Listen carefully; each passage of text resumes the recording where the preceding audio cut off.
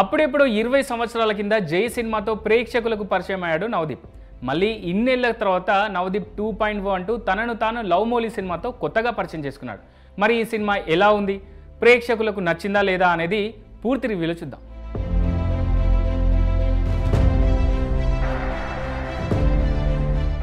మౌలి చిన్నప్పుడే అమ్మ నాన్న చనిపోతారు. 14 సంవత్సరాల వయసున్నప్పుడు తనను పెంచిన తాతయ్య కూడా దూరం అవుతాడు. దాంతో మనుషులకు దూరంగా పెయింటింగ్స్కు దగ్గరగా బతుకుతుంటాడు హీరో. తన ఫీలింగ్స్ ఏమున్నా కూడా కేవలం పెయింటింగ్స్ రూపంలోనే చెప్తుంటాడు. అసలు ప్రేమ అంటే ఏంటి, ఎలా ఉంటుంది అనేది కూడా మౌలికి తెలియదు. నేను అనే ప్రపంచంలోనే బతికేస్తుంటాడు. తనను తాను మాత్రమే ప్రేమిస్తుంటాడు. అలాంటి మౌలి జీవితంలోకి అనుకోకుండా ఒక స్వామీజీ అలియాస్ రానా దగ్గుబాటి వస్తాడు. తనకు నిజమైన ప్రేమ చూడాలని ఉంది అని ఆ స్వామిని మౌలి అడగడంతో ఒక వరం ఇస్తాడు. ఆ తర్వాత ఇంటికి వెళ్ళి తనకు ఎలాంటి అమ్మాయి కావాలో అని ఊహించుకొని ఎప్పటిలాగే మౌలి ఒక పెయింటింగ్ వేస్తాడు. తెల్లారేసరికి ఆ బొమ్మ చిత్ర అలియాస్ ఫంకూరి గద్వానే అనే అమ్మాయి రూపంలో తన ఇంటికి వస్తుంది. అప్పటి నుంచి మౌలి జీవితంలో ఏం జరిగింది, అసలు ఆ అమ్మాయి అక్కడికి ఎలా వచ్చింది అనేదే మిగిలిన కథ.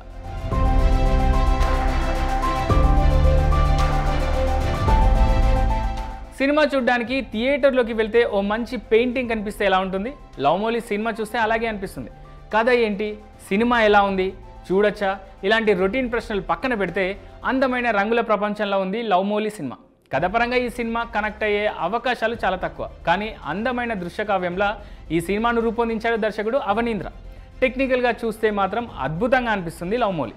జీవితంలో మనం కోరుకునే ప్రేమలో మన స్వార్థమే ఎక్కువగా ఉంటుంది. మనకు నచ్చిన మనిషి అన్నీ మనకు నచ్చినట్టుగానే చేయాలనుకుంటాం. ఒక్కోసారి అవతల వాళ్ళ ఇష్టాలను కూడా పట్టించుకోం. ఇదే విషయాన్ని పోయిటిక్గా చెప్పాలని చూశాడు దర్శకుడు అవనీంద్ర. రొటీన్ కమర్షియల్ ఫార్మాట్లో కాకుండా ఆఫ్ బీట్ మూవీలా చేశాడు. తన మనసులోని భావాలను కథ రూపంలో కాకుండా బొమ్మలా చూపించాడు.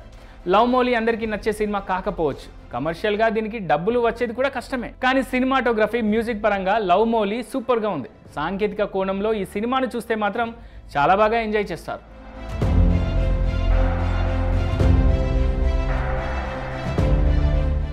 లవ్ మోలీ ఫస్ట్ హాఫ్ కాస్త స్లోగా అనిపిస్తుంది, కానీ సెకండ్ హాఫ్ మాత్రం చాలా బాగుంటుంది.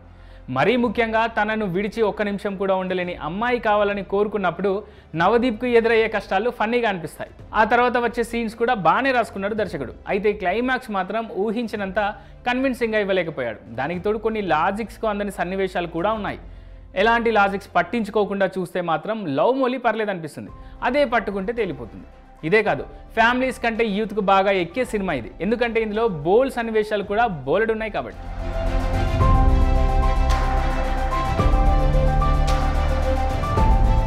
నవదీప్ తనను తాను కొత్తగా ప్రేక్షకులకు పరిచయం చేసుకున్నాడు. నటనలోనూ పరిణితి చూపించాడు.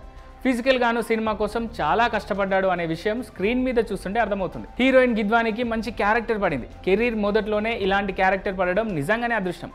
గోవింద్ వసంత్ ఇచ్చిన సంగీతం ఈ సినిమాకు ప్లస్. పాటలు బాగున్నాయి. అలాగే సినిమాటోగ్రఫీ లవ్ మోలీ సినిమాకు ప్రాణం.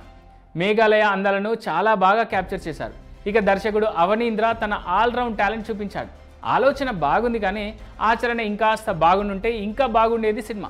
ఇక ఓవరాల్గా లవ్ మోలీ మంచి పెయింటింగ్, అది కూడా చూసే కళ్ళను బట్టి.